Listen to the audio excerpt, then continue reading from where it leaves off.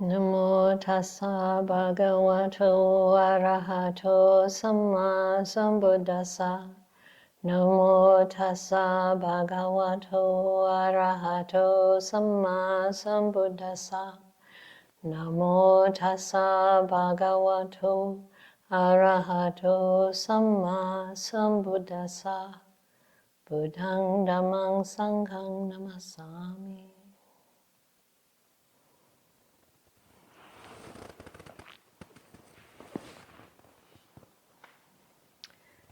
So we've been talking a lot about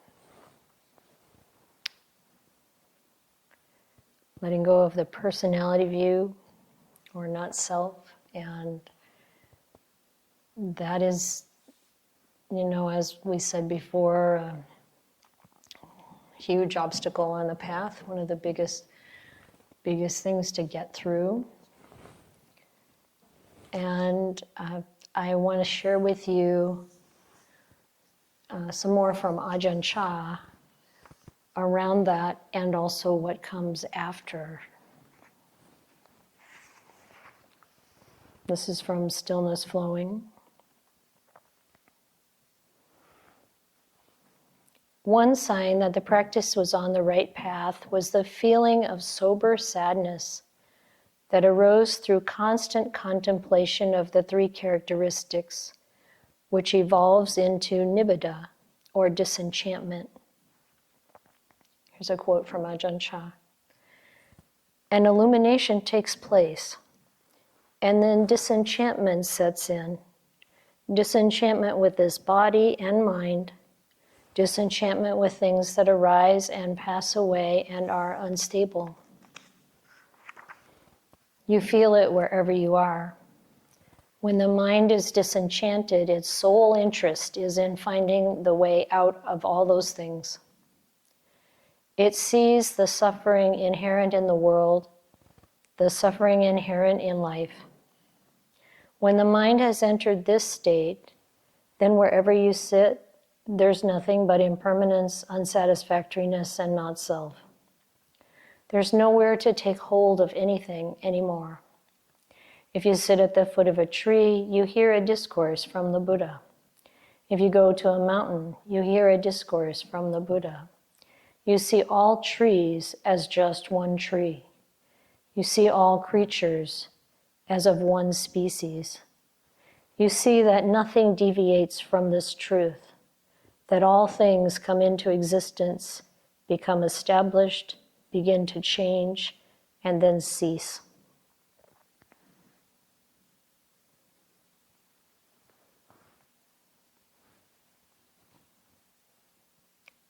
I think that's pretty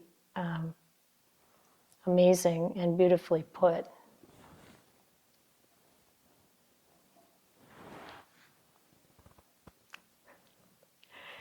And it's good to think about it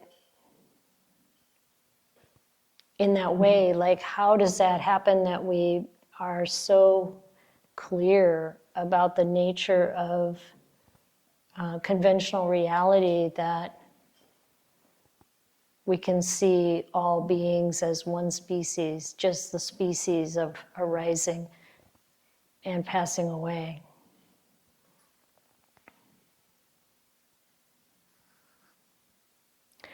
Lungpa, this is Ajahn Jayasaro again, Lungpa made clear that the disenchantment that he was referring to was not an expression of aversion, for that would have been simply another expression of craving. This disenchantment was the feeling that arose through seeing how mistaken it had been to consider impermanent phenomena as self, or belonging to self. It was waking up from the enchantment of body and mind. And this is important to see, because sometimes the practice can take a bit of a wrong turn if we're trying to accomplish nibbida. Like I'm just seeing all the destruction and the suffering and the pain and focusing on that and trying to kind of gain disenchantment. That's different from reviewing the 3 characteristics about everything. So you're not trying to become disenchanted. It's a natural result. And if it comes as a natural result, it comes from insight. And there isn't aversion around it. In fact, most of the time, insight brings more joy and freedom. So even though you see everything very differently, it's not a negative experience. Whereas if we make it, like a goal of trying to go, like sometimes when we make a goal out of trying to follow that sequence, conditioned sequence, getting to samadhi, that also we get blocked there.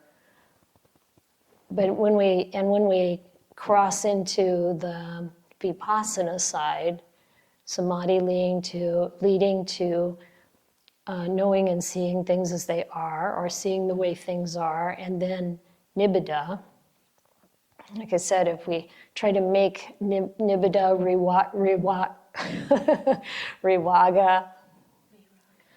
viraga. Didn't I say that? I guess not.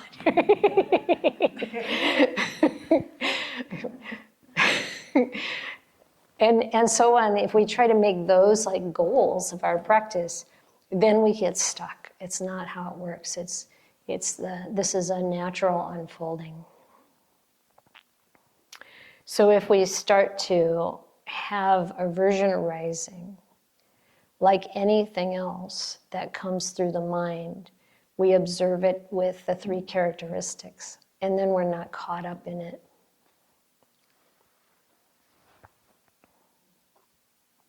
And being aware of what works in our approach and what doesn't.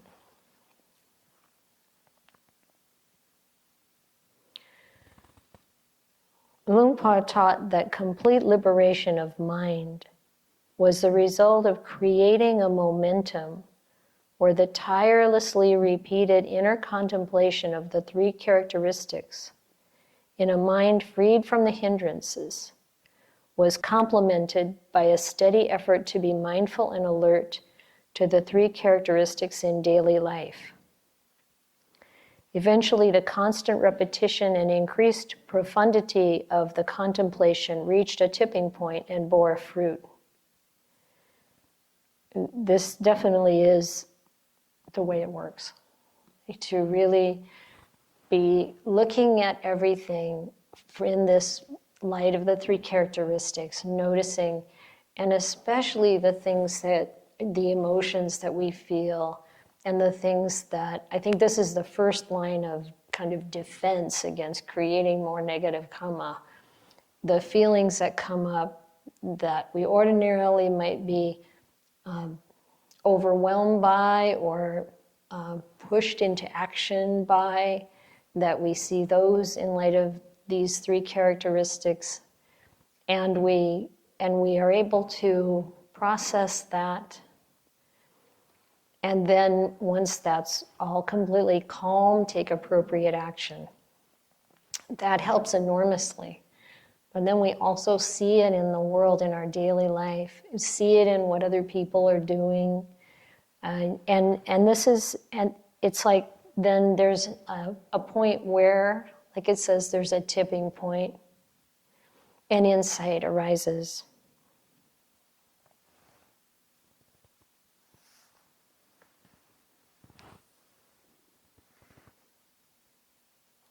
When the mind is completely seen through personality view, all doubts and attachments to precepts and practices disappear.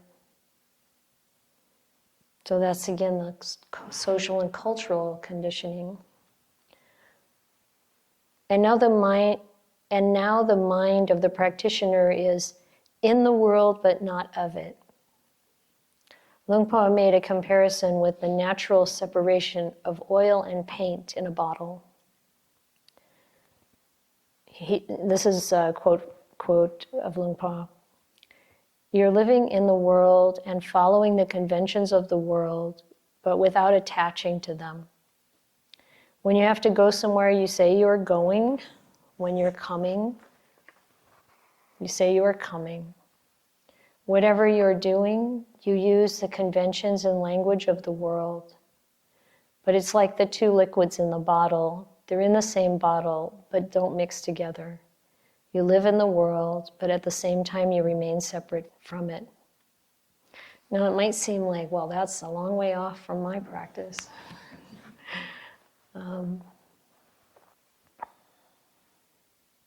But don't be so sure about that.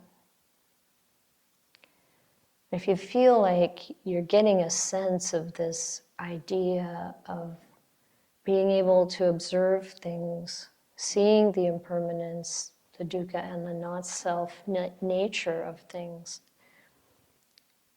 then employing that technique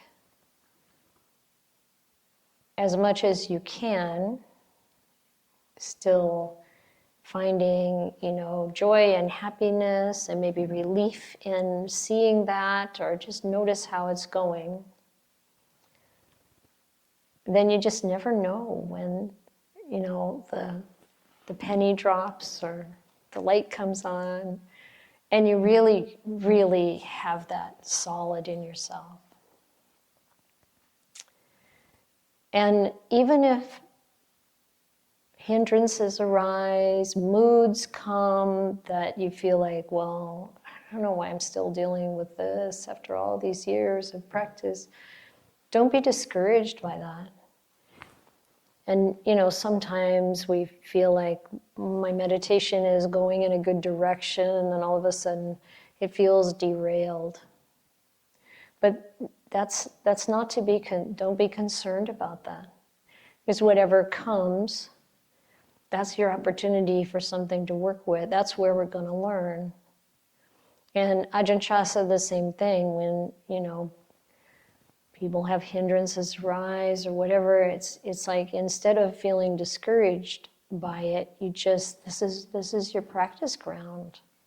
And if we can use that beautiful image of, the wave coming onto the shore, it can't get past your mindfulness and your investigation, your awareness.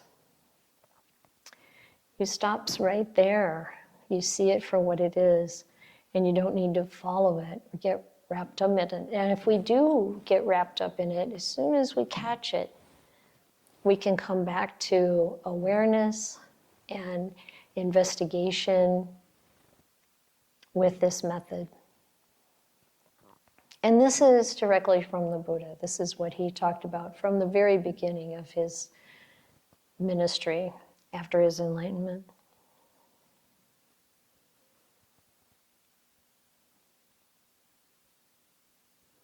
And there are all kinds of things that can happen in practice, scary things and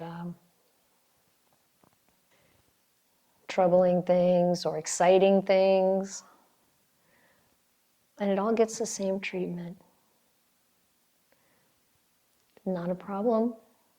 Just observe, witness, be present with it. Watch it arise and cease.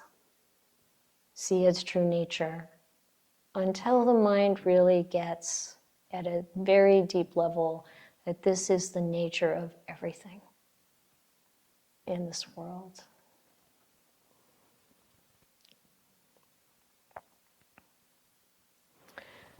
And so Ajahn Chah's quote continues here about the mind after it's gotten to this point in the practice where it really sees this truth.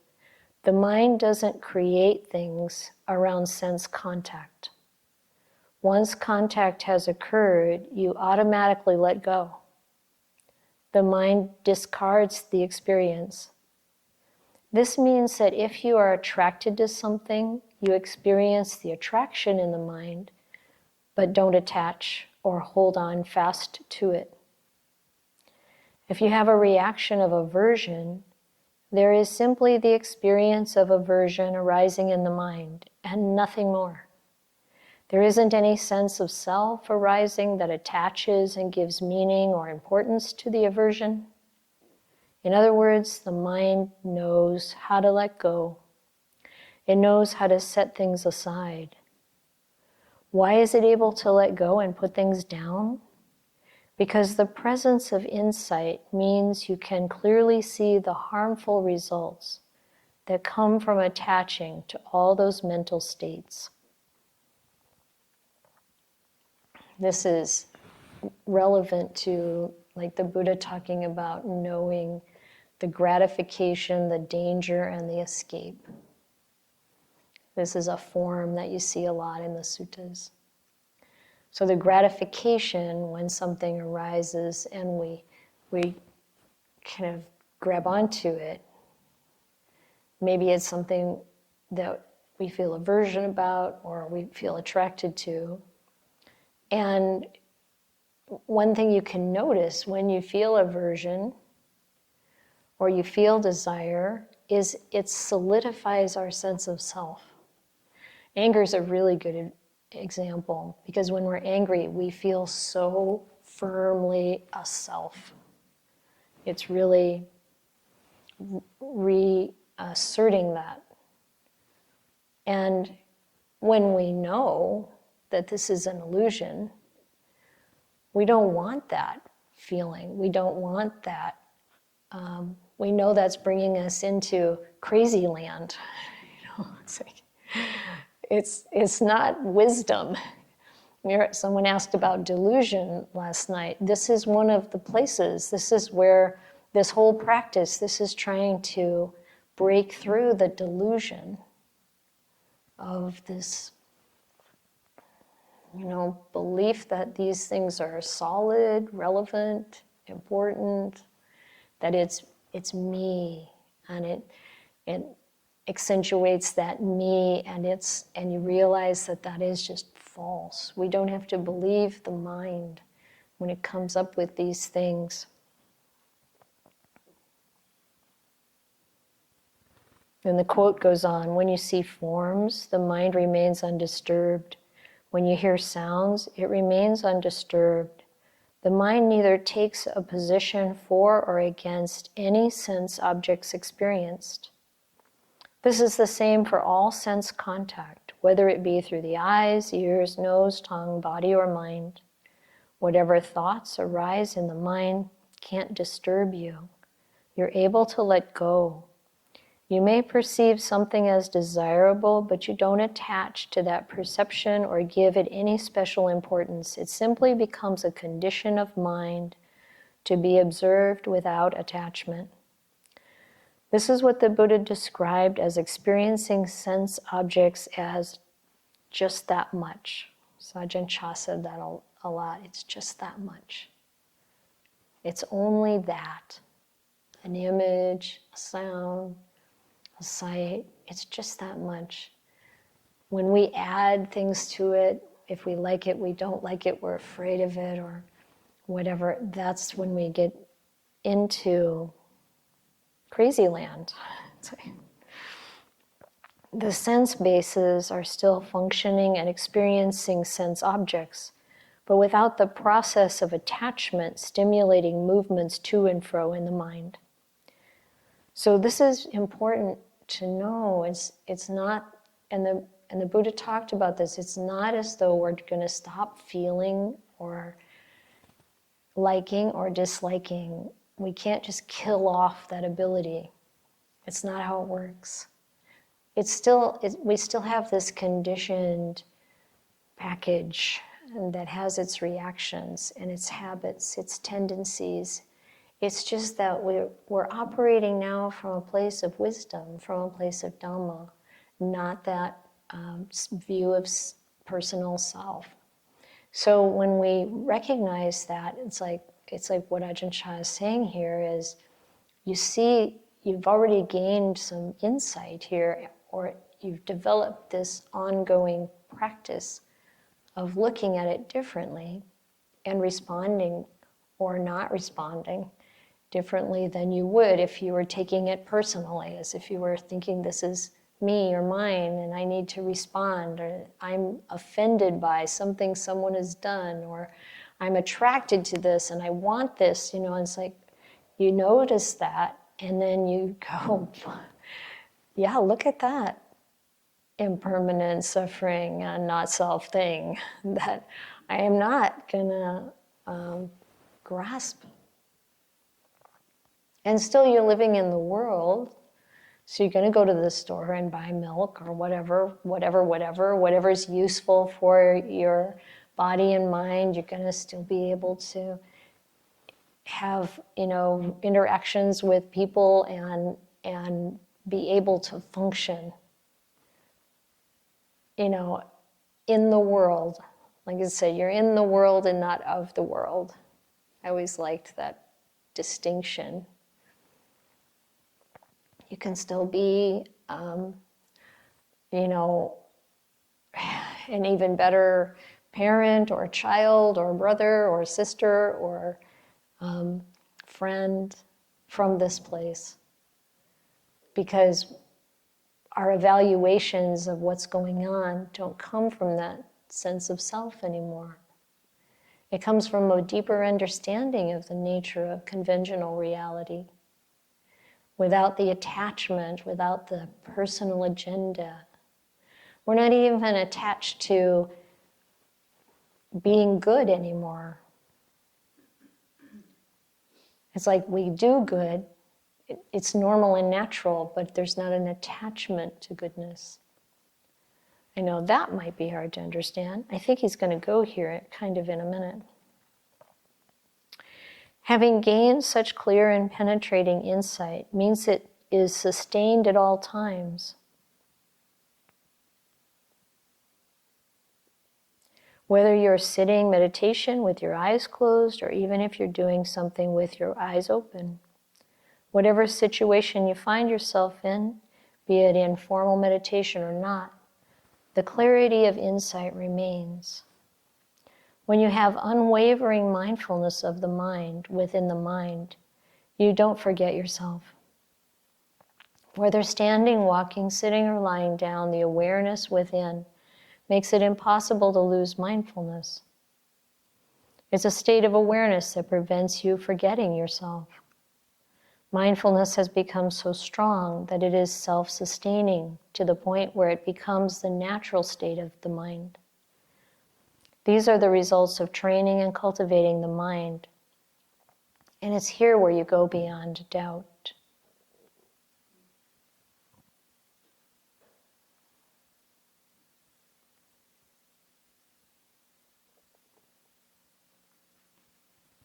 And Luangpa said, this is Ajahn Jayasaro, Luangpa said that realizing that the constant arising and passing away of all phenomena in accordance with causes and conditions is a fixed, invariable truth, is to find the only kind of permanence that exists. I'm going to read that again. Luangpa said that realizing that the constant arising and passing away of all phenomena, in accordance with causes and conditions, is a fixed, invariable truth, is to find the only kind of permanence that exists. Realizing this truth of an unchanging changefulness is, he said, the end of the path that needs to be followed. In terms of the Four Noble Truths, the framework for all of Luangpa's practice and teaching, by bringing the 8 factors of the noble path to maturity, suffering is comprehended, and with the factors sustaining suffering abandoned, suffering ceases. Luangpa said, it is as if an arrow has been pulled out of your heart.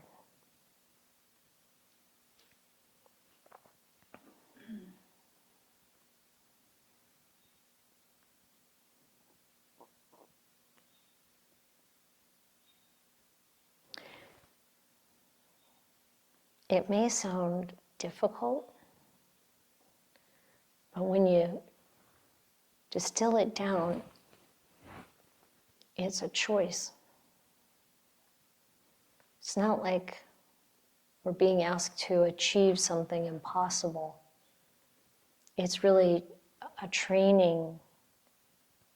Anyone can establish mindfulness. I mean, you've gotten to this point, certainly. You can observe what's happening. Right now, you can observe what you feel right now as you're listening to this. And you can see that whatever is arising in the mind, whatever feeling, whatever reaction, whatever questions, whatever thoughts, they come into existence and they go again. Of course, might be something there that you want to explore, especially questions about how does this work? And maybe reading this same thing again. This is started on page 375 and ended on 379, with a few exceptions, a few paragraphs I left out. And just kind of sitting with it, taking it in, practicing it, trying it out.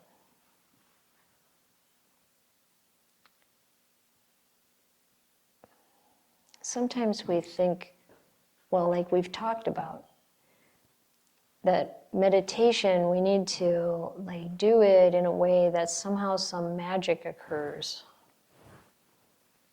You know, I get deep concentration or jhana, and then I don't get, I have it, I had some, and now I don't get that anymore. You know, that kind of thing, can get discouraged by that. But if we recognize that that's really not the point of the practice, what really is the point of the practice is to be able to take whatever is happening and investigate it in this way. It starts to not matter so much what happens to us. All the things that we can't control, with our health, with our longevity, with our finances, with our people in our life, doesn't become as important. We don't have to be as afraid. We can still use this all the time and become free of the attachment, the clinging, the concerns.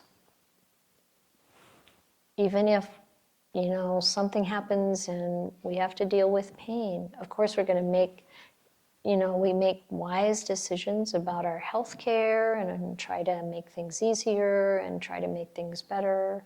There's nothing wrong with having comfort, as long as we don't attach to things and fear the loss of them. If we can see everything is coming through our life rather than something that we gather around us to make us safe, because nobody's safe. It's not possible. We do what we can to make things safer than not. But if we get attached to that, then we live in fear. So using this method, really investigating everything in this way, sets the mind up with this training to be able to handle anything. Especially as our wisdom develops and our insight grows and our ability to sustain equanimity. As we practice this, we see how we're developing the factors of the Noble Eightfold Path. And we'll see how we're developing the factors of awakening. One of the things to realize is that this is pointing out practice that is already assuming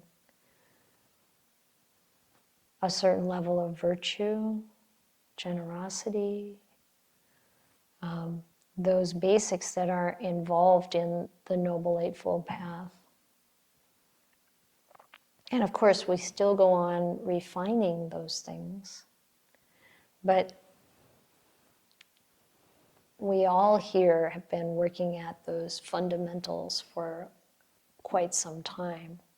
And whatever refinement we need to do, fine, we learn from what happens and let it go. Whatever it happens, let the past go and just turn towards this development.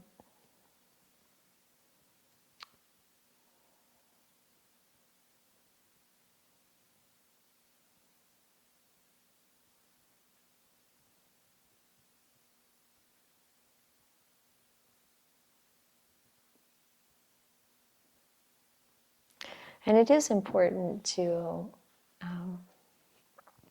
keep your sense of humor.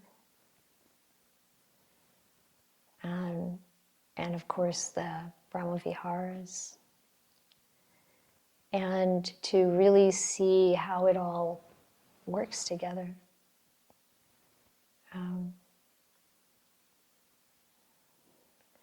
The more insight arises, the freer we are to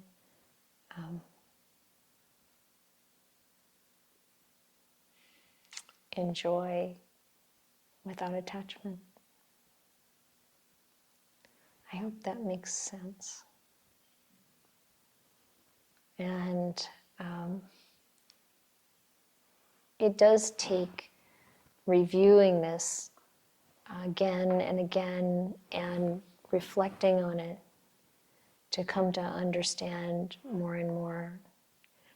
And we're going to have another Q&A. It could be tomorrow or it could be the last night if you have questions. And you're also welcome to come and talk to us if you want to sort anything out.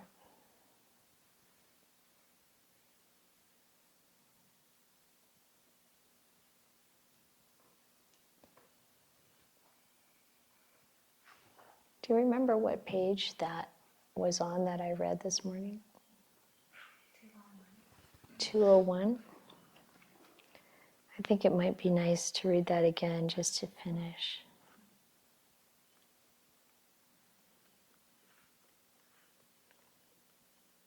Such a beautiful image.